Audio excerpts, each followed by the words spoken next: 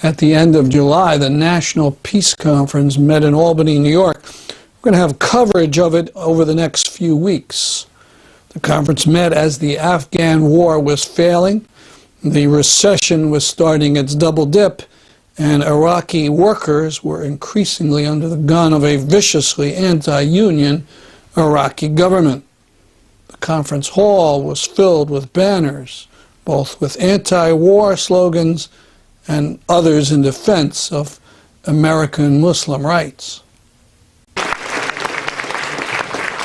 how many of you were ever in your anti-war work called un-American or unpatriotic? So, I think the tables have turned in terms of the general public perception of what's going on now. I was at a hearing where it was chaired by Carl Levin, some of you might know from the Senate Appropriations, and they were talking about spending another $33 billion for this war. Some of us snuck out of the hearing for a rally that was going on the Capitol that were librarians. And the librarians were there saying, help, our libraries are in danger. We need the funds to keep the library open. We need the money to hire the librarians. And some of us had also just come back from the social forum. Raise your hand if you were at the social forum. Well, we know we were like shell-shocked after being in Detroit because that was like being in a war zone. So we go back in the hearing and there is Carl Levin saying that we got to spend another $33 billion for war. And some of us just couldn't contain ourselves anymore and said, that is downright unpatriotic and un-American. You are destroying this country. We need that money for our libraries. We need that money for our schools. We need that money to rebuild your city, Detroit. What are you doing? Bring those war dollars home. Yes. And that is the message that we have to get out loud and clear. And the country is ready for it. They are sick and tired of us spending all this money on bombing people overseas and creating more enemies instead of rebuilding America, which is the patriotic American thing to be doing. And so we need it. Michael Eisenscher of U.S. Labor Against the War talked about the stern measures that the Iraqi U.S. occupation government is taking against Iraqi workers. As I was introduced, I'm with U.S. Labor Against the War. And as you know, we have a rather special relationship with the Iraqi labor movement. We sent the first U.S. delegation to Iraq just months after the invasion in the fall of 2003, and brought Iraqi delegations here in 2005, 2007, 2009, and we also sent a delegation, which I was privileged to lead, to Iraq for an international labor conference in March of 2009. One of the Iraqi trade union leaders, who was the first to come to this country in 2005, is going to be with us this weekend. I'm not sure if he's here yet tonight. I'm John Ali. I'm John Ali. I'm John.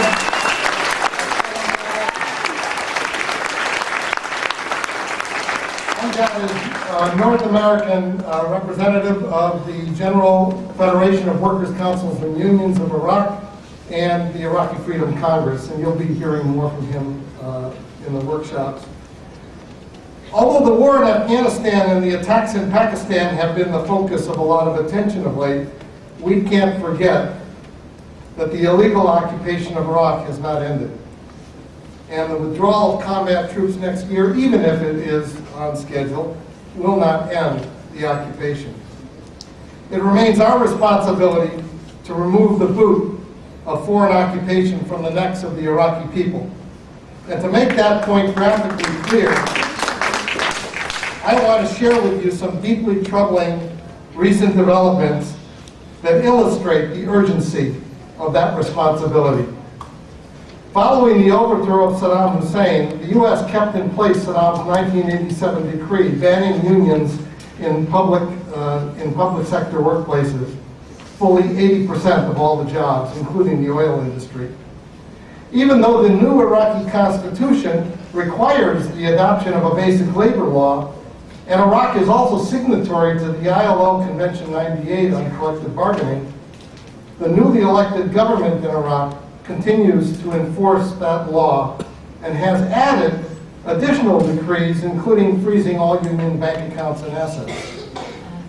More recently, the Iraq regime escalated that war by banning all foreign travel by union leaders without the express prior permission of the government, punitively transferring militant leaders of worker actions to remote locations 1,000 kilometers from their home and from their union base, and filing criminal charges against the two top officers of the Oil Workers Federation for undermining the Iraqi economy by opposing and actively organizing against privatization of oil resources. Jesus Christ. If they're convicted, they face 3 years in prison. Just this week, the Ministry of Electricity, which is now headed up by the Minister of Oil, issued another draconian decree. It prohibits all trade union activity and ceases all form of cooperation or communication with unions in all their workplaces. It directs management to help the police to enforce the closure of all union offices and the confiscation of their property. It orders all enterprises to take immediate legal action against anyone who threatens the use of force or causes any damage to public property, and it orders all departments and enterprises to repeal any benefits that the unions previously negotiated. This week, the armed forces of Iraq and the police raided all of the electricity union offices in the country. The workers of Iraq need and deserve our solidarity, and we announce tonight that U.S. law and the IBAW, the Iraq vets, are going to be circulating a letter to Congress asking them to sign a letter that goes to the Iraqi government and to the President of the United States and Secretary Clinton to register their opposition.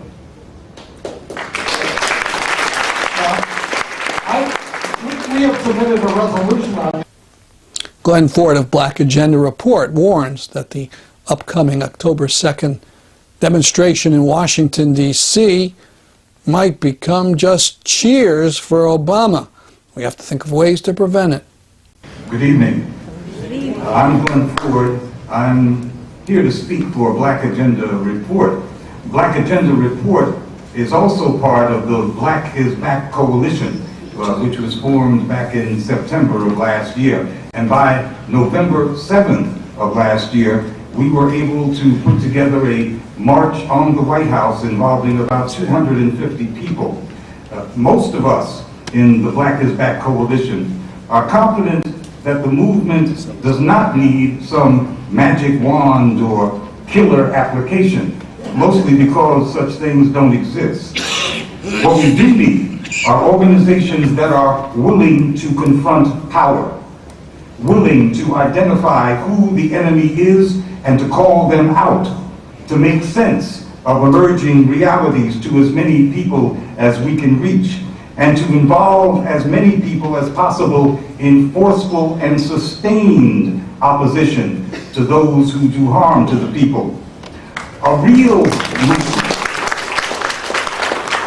movement breeds a culture of resistance, a widely held belief that it is right to resist, that it is virtuous to speak truth to power.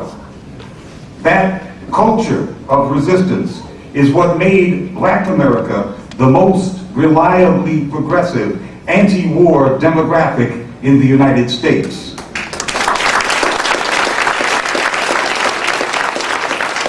It was not that Black people were smarter than anybody else. We were just less confused. We had a better and a clearer idea of who the enemy was. That was yesterday. Today, our job is exponentially more difficult because Black people, who were not too long ago the collective rock of progressivism, are more confused about some things than most everybody else. In the real world, Blacks have been pushed to an even lower level of hell by the Great Recession on top of the previous recession. It has been an unmitigated disaster in which blacks have fared far worse than every other major group. But the Pew poll shows conclusively that blacks are the most upbeat about the economy of all groups, and that a large proportion actually believe that they are better off than before the Great Recession. This is madness. And this madness, this great historical anomaly, can all be explained in one word. What's the word? Obama. It turns out that Obama is the killer application for the other side. He is their secret weapon. His very presence in the White House is a narcotic, a hallucinogen that causes all of the so-called traditional base of the Democratic Party to lose contact with some degree of reality. But it is most destructive in Black America. It was as this great crisis of the Black American polity was unfolding that the Black is Back Coalition for Social Justice, Peace, and Reparations came into being. It was clear to the coalition that unless and until Obama's pass is revoked in the Black community, we could not be able to organize effectively. For Black is Back, breaking the Obama spell is the must-do task for a renewed movement for social justice and for peace. And there is nothing complicated about it. You simply tell the truth. Obama works for Wall Street and the militarists. That is the truth. If we play around with these essential truths, we defeat ourselves. The definition of defeat is a Black America that is asleep. Right now, there is a determined effort to use the Tea Party's white nationalist ravings to mobilize a circling of the black wagons around Obama, thus diverting attention from the fact that Obama works for Wall Street and the militarists.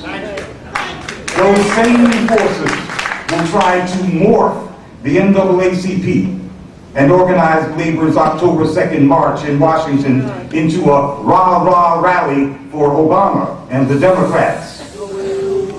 We at the Black is Back Coalition anticipate that this conference will endorse the October 2 march, and we agree, and we will participate unless that is made impossible.